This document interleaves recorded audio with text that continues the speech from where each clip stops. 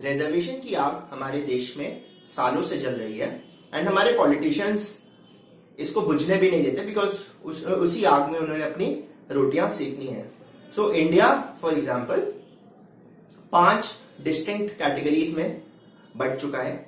General category, SC, ST, OBC and OBC creamy layer. So OBC non creamy layer and creamy layer. मेरे को लगता है कि पूरा देश इन 5 कैटेगरी में चलता है एंड पॉलिटिशियंस चाहते हैं कि ये डिवीजन कभी भी ना खत्म हो पाए।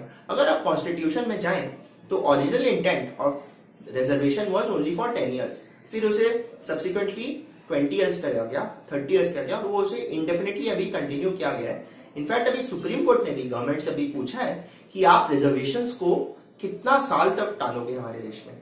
इसी कंटेक्स्ट में लास्ट वीक मैं सेंट जेवियर्स कॉलेज कलकत्ता के BBA डिपार्टमेंट का एक मैनेजमेंट फेस्ट होता है, वहां पे द टॉपिक वाज कि should reservation be based on economic and merit और should it be based on caste, creed, religion.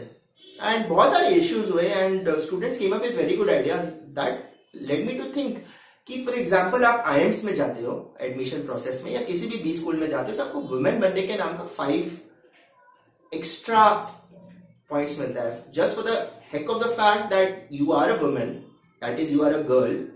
तो उनको जेंडर डाइवर्सिटी दिखाने में उसको बेटर वो मिलता है, you get 5 additional points. Okay, this is practiced by IIM Kozhikode, IIM Bangalore, IIM Calcutta officially in their admission process कि if you are a girl you will get 5 additional points। आप एक तरफ बोलते हो discrimination नहीं करना चाहिए and दूसरी तरफ आप जेंडर के बेसिस पर डिस्क्रिमिनेशन करके उस गैप को और परपिचुएट कर रहे हो। सिमिलरली अगर आप UPSC की बात करें तो टीना डाबी जो कुछ साल पहले UPSC में ऑल इंडिया रैंक 1 थी, she use the schedule caste card to crack the prelims. अगर आप डेटा देखें तो प्रीलिम्स का उस साल का जनरल का कोटा का कट ऑफ था 107, शेड्यूल कास्ट का कोटा था का कट ऑफ था 94 एंड टीना दाबी का स्कोर था 97। तो अगर वो जनरल कैटेगरी में होती तो प्रीलिम्स ही नहीं क्लियर करती। यू कैन से कि ठीक है प्रीलिम्स का स्कोर सब्सिक्वेंटली मेंस में कैरी फॉरवर्ड नहीं होता है, अल्टीमेटली मेंस में सब इक्वल होते हैं, बट BSNL के एक ऑफिसर की बेटी प्लस उनकी मम्मी भी एक इंडियन इंजीनियरिंग सर्विसेज की रिटायर्ड ऑफिशियल है, उस टाइप की कैटेगरी के लोग आज भी शेड्यूल कास्ट का कार्ड खेल के अपने प्रोग्रेस कर रहे हैं। Is it fair? I am not very sure. And इसका classic example last year mister Nitish Kumar of Bihar, he has told कि even private sector should provide for 50% reservation.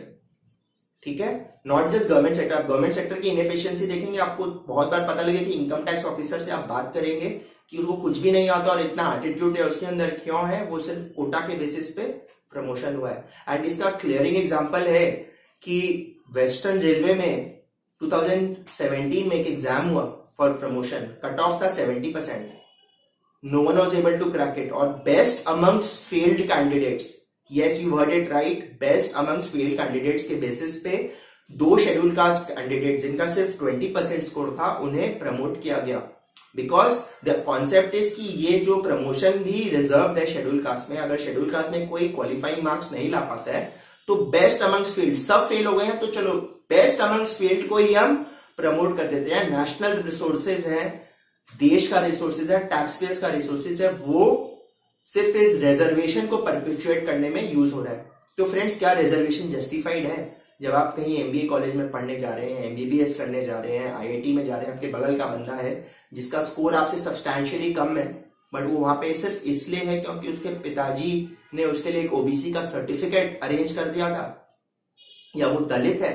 I mean how long can you perpetuate? अगर आप economically कोई backward है तो आप उसे special economic assistance दीजिए एंट्रेंस एग्जाम्स के लिए प्रिपेयर करने के लिए, उसको एडमिशन फी में अगर इशू है तो आप उसे कोलैटरल फी लोन दीजिए, बट गिविंग हिम एडमिशन और giving her admission just because they belong to a particular gender, a particular caste, creed, religion, मेरे को लगता है उससे वो डिस्टिंक्शन और ज्यादा बढ़ रहा है। आप कंटिन्यूअसली पूरे लाइफ बोलते रहो कि हाँ वो शेड्यूल कास्ट है, वो शेड्यूल ट्राइब है, वो OBC है क्रीमी, वो OBC नॉन क्रीमी, और ये बेचारा सिर्फ एक जनरल है जिसे एडमिशन पाने के लिए जबरदस्ती इतना खटना पड़ रहा है, जो कट ऑफ इतने आर्टिफिशियली हाई है because 49% of the seats are garnered by these quota candidates. तो इस चीज को देखिए, क्या इससे इकोनॉमी बेनिफिट कर रही है, ये लोग क्या इकोनॉमी में जाके पीएसयूज में बैठ के गवर्नमेंट में बैठ के गवर्नेंस को क्या कंट्रीब्यूट कर रहे हैं, या सिर्फ एंजॉय कर रहे हैं अपना कास्ट सर्टिफिकेट।